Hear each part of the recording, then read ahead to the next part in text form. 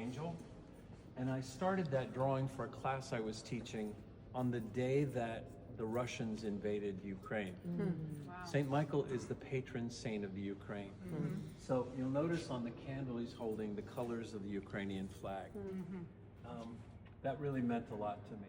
This one is called Christ the Bridegroom, which is a title that they give to Christ during the Passion, because they're trying to remind you that the Passion of Christ isn't about suffering, it's about love, and love being willing to suffer. So he's holding the reed, and again, he looks kind of similar to the one we're painting right now. This one is called the Angel, sometimes Holy Wisdom, sometimes Holy Silence.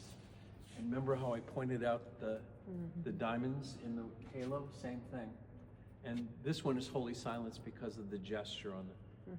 And I like to think that that gesture reminds me of a dove. Yeah. This is the one we just did at Christmas time. It's the Holy Family. It's in Ethiopian Egyptian style, but we were doing something with texture. And some people used modeling paste to create texture. I did it with color on mine.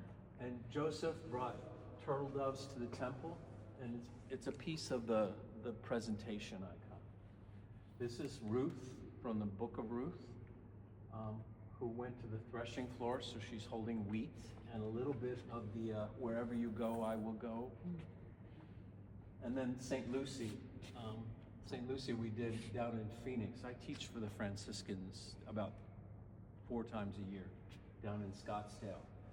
Lucy is a martyr, and in the Western church, if you see somebody holding a palm branch, they're a martyr. In the Eastern church, if they're holding a cross, they're a martyr. And they will often have a red garment, martyrs. But Lucy, she's got this crown of candles. The Swedish people adopted that because the legend is that she went into dark places to bring food for the Christians who were hiding. And she couldn't hold a flashlight or something like that and carry all the stuff she was bringing, so she made a hat with candles in it. So a lot of these have like connections to the stories. This one is in the Ukrainian style. It's just the way the face is rendered, but it's what we call Veronica's veil. And the name Veronica really means true image. And before there was a woman named Veronica, there was the Veronica. And they frequently put that over the doors of Orthodox churches on the outside, so that as you're going in, you're seeing the face of Christ. And then these are both images of Christ the gardener from a contemporary iconographer I was copying. But it's from that story where Mary Magdalene's in the garden on Easter morning, and she runs into this guy. She thinks it's a gardener, and it turns out to be Jesus. It's the only icon I've ever seen of Jesus wearing a hat. That's really I really like that one.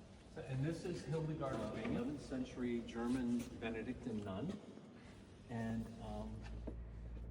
I lived in a monastery at the time that I designed this, and in one of the stained glass windows was this saint with a crozier.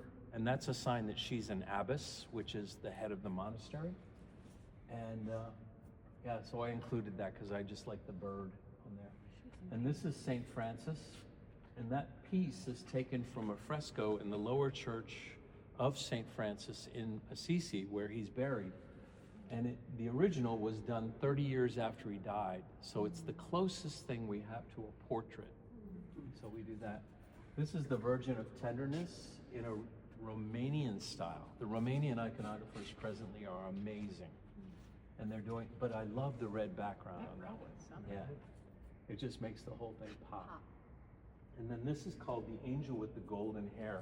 That's Gabriel.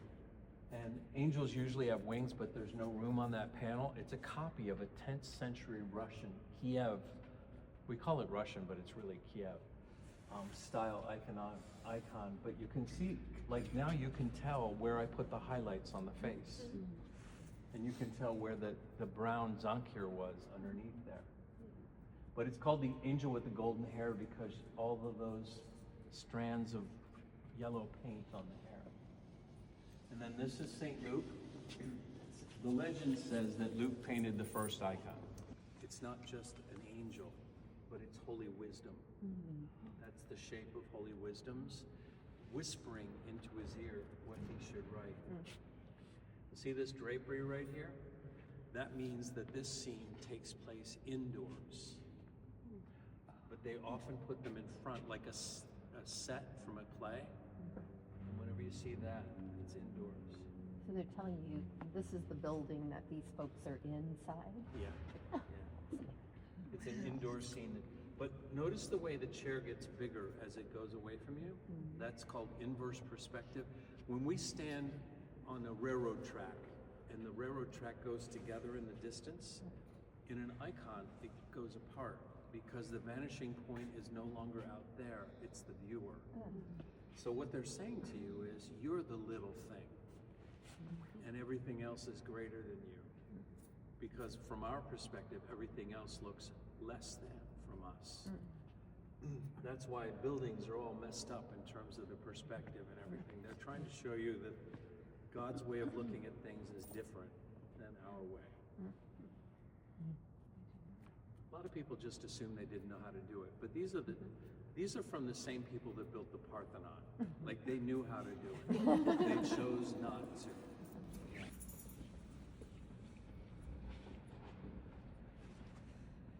Holy cow. This is head. And it says, "Come to me, all my labor and are weary and heavy burden." It's in English, so I'm not translating. But look at that wonderful texture of the gold leaf and background.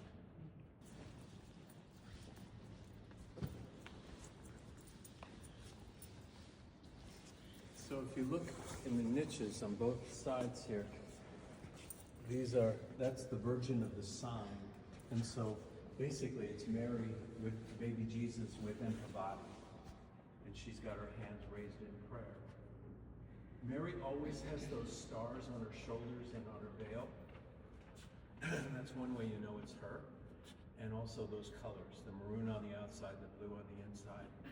And then the lettering that you see in the two corners, it stands for Mother of God. That's beautiful gold leaf work on top of probably textured gesso. They make little incisions and then they go leaf over top of it and it stays. The texture comes through because gold leaf is so thin. And this is Christ the teacher, and Robert, you know how to get up to the fourth floor. Thank you. You're welcome. Thanks.